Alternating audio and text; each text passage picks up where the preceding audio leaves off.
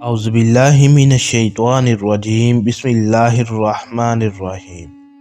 کائنات میں بسنے والے ہر فرد کے لیے کامل رہبری کے لیے اللہ رب العزت کی طرف سے رحمت للعالمین حضرت محمد مصطفیٰ صلی اللہ علیہ وآلہ وسلم کو مبعوث کیا گیا، سب سے آخر میں بھیج کر قیامت تک کے لیے اجناب کے سر پر تمام جہانوں کی سرداری اور نبوت کا تاج رکھ کر اعلان کر دیا کہ اے دنیا بھر میں بسنے والے انسانوں، اپنی زندگی کو بہتر سے بہتر اور پرسکون بنانا چاہتے ہو تو تمہارے لیے رسول اللہ صلی اللہ علیہ وآلہ وسلم کی مبارک ہستی میں بہترین نمونہ موجود ہے۔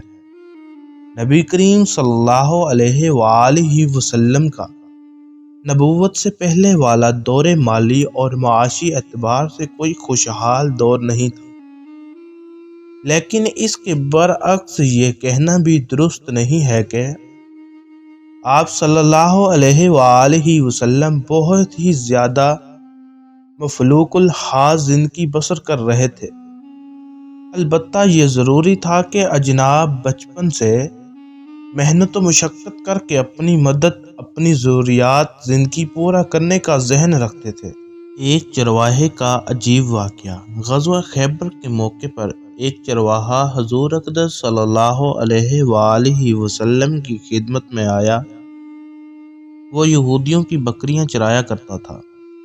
اس چرواہے نے جب دیکھا کہ خیبر سے باہر مسلمانوں کا لشکر پڑاؤ ڈالے ہوئے ہے، اس کے دل میں خیال آیا کہ میں جا کر ان سے ملاقات کروں اور دیکھوں کہ یہ مسلمان کیا کہتے ہیں اور کیا کرتے ہیں۔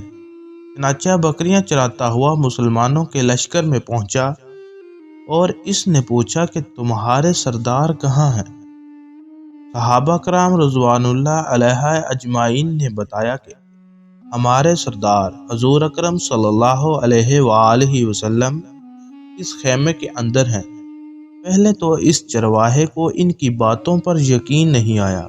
اس نے سوچا کہ اتنے بڑے سردار ایک معمولی سے خیمے کے اندر کیسے بیٹھ سکتے ہیں۔ اس کے ذہن میں یہ تھا کہ جب آپ اتنے بڑے بادشاہ ہیں تو بہت ہی شان و شوکت اور ٹھاٹ باٹ کے ساتھ رہتے ہوں گے، لیکن وہ تو کھجور کے پتوں کی چٹائی سے بنا ہوا خیمہ تھا۔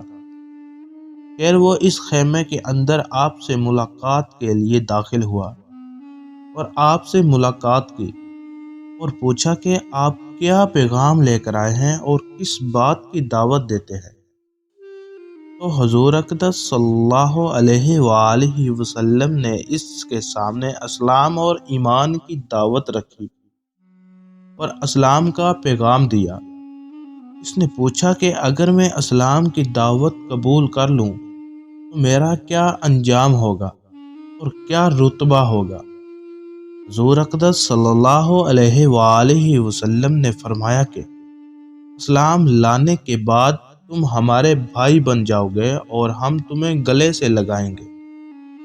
اس چرواہے نے کہا کہ آپ مجھ سے مذاق کر رہے ہیں؟ میں کہاں اور آپ کہاں؟ میں ایک معمولی سا چرواہا ہوں، میں ایک سیاہ فارم انسان ہوں، میرے بدن سے بدبو آ رہی ہے، ایسی حالت میں آپ مجھے کیسے گلے سے لگائیں گے؟ تمہیں ضرور گلے سے لگائیں گے اور تمہارے جسم کی سیاہی کو اللہ تبارک و تعالی تبانی سے بدل دیں گے اور اللہ تبارک و تعالی تمہارے جسم سے اٹھنے والی بدبو کو خوشبوؤں سے تبدیل کر دیں گے۔ یہ باتیں سن کر وہ فوراً مسلمان ہو گیا اور کلمہ شہادت پڑھنا شروع کر دیا۔ شہادت پڑھنے کے بعد اس نے پوچھا کہ یا رسول اللہ صلی اللہ علیہ وآلہ وسلم، اب میں کیا کروں؟ تو آپ صلی اللہ علیہ وآلہ وسلم نے فرمایا کہ تم ایسے وقت پر ایمان لائے ہو کہ نہ تو اس وقت کسی نماز کا وقت ہے کہ جو میں تم سے نماز پڑھاؤں، اور نہ ابھی روزے کا زمانہ ہے کہ میں تم سے روزہ رکھواؤں۔ زکوٰۃ تم پر فرض نہیں ہے۔ اس وقت تو صرف ایک ہی عبادت ہو رہی ہے جو تلواروں کی چھاؤں میں انجام دی جاتی ہے، وہ ہے جہاد فی سبیل اللہ۔ اس چرواہے نے کہا، یا رسول اللہ صلی اللہ علیہ وآلہ وسلم، میں اس جہاد میں شامل ہو جاتا ہوں، لیکن جو شخص جہاد میں شامل ہوتا ہے اس کے لیے دو میں سے ایک صورت ہوتی ہے، غازی یا شہید۔ تو اگر میں اس جہاد میں شہید ہو جاؤں تو آپ میری کوئی ضمانت لیجئے۔ تو حضور اکرم صلی اللہ علیہ وآلہ وسلم نے فرمایا کہ میں اس بات کی ضمانت لیتا ہوں کہ اگر تم اس جہاد میں شہید ہو گئے تو اللہ تعالیٰ تمہیں جنت میں پہنچا دیں گے اور تمہارے جسم کی بدبو کو خوشبوؤں سے تبدیل فرما دیں گے، تمہارے چہرے کی سیاہی کو سفیدی میں تبدیل فرما دیں گے، کیونکہ وہ چرواہا یہودیوں کی بکریاں چراتا ہوا وہاں پہنچا تھا۔ اس لیے حضور اقدس صلی اللہ علیہ وآلہ وسلم نے فرمایا کہ تم یہودیوں کی جو بکریاں لے کر آئے ہو ان کو جا کر واپس کرو، اس لیے کہ یہ تمہارے پاس امانت ہے۔ اس سے اندازہ لگائیں کہ جن لوگوں کے ساتھ جنگ ہو رہی ہو، جن کا محاصرہ کیا ہوا ہو، ان کا مال غنیمت ہے، لیکن چونکہ وہ چرواہا بکریاں معاہدے پر لے کر آیا تھا، اس لیے حکم دیا کہ پہلے وہ بکریاں واپس کر کے آؤ، پھر آ کر جہاد میں شامل ہونا ہے۔ چنانچہ اس چرواہے نے جا کر جو بکریاں واپس کیں اور واپس آ کر جہاد میں شامل ہوا اور شہید ہو گیا۔ جب جنگ ختم ہو گئی تو حضور لشکر کا جائزہ لینے گئے۔ ایک جگہ حضور اقدس صلی اللہ علیہ وآلہ وسلم نے دیکھا کہ صحابہ کرام رضوان اللہ علیہ اجمعین کا مجمع لگا ہوا تھا۔ آپ صلی اللہ علیہ وآلہ وسلم قریب پہنچے تو ان سے کہا کہ کیا بات ہے؟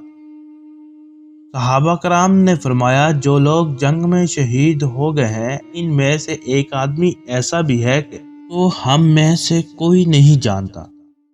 تو آپ صلی اللہ علیہ وآلہ وسلم نے فرمایا کہ دکھاؤ۔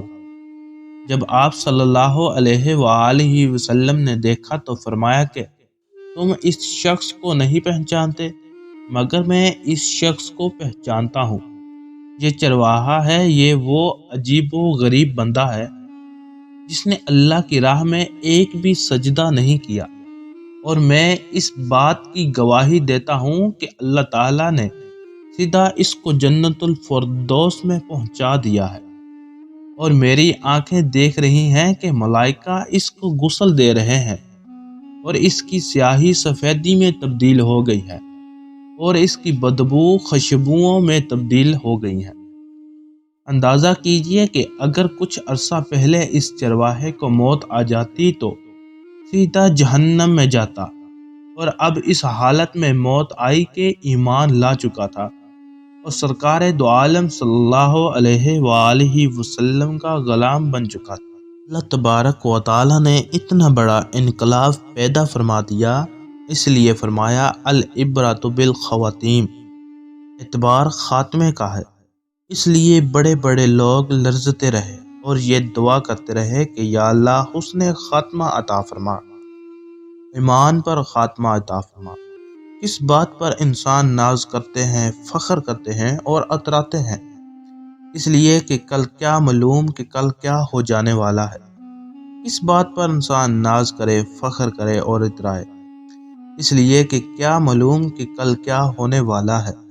اس لیے فرمایا کہ کسی بھی کو خیر مت سمجھو، اور جو شخص موت کو یاد رکھے تو اس کا دل نرم رہتا ہے، اس کے اعمال اور احوال اچھے ہوتے ہیں، وہ گناہ کرنے کی جرت نہیں کرتا، فرائض کی ادائیگی میں کوتاہی نہیں برتتا، نہ ہی دنیا کی رنگینیاں اسے دھوکے میں ڈالتی ہیں۔ وہ ہمیشہ اپنے پروردگار سے ملنے کا شوق رکھتا ہے اور جنت میں جانے کا شوق رکھتا ہے۔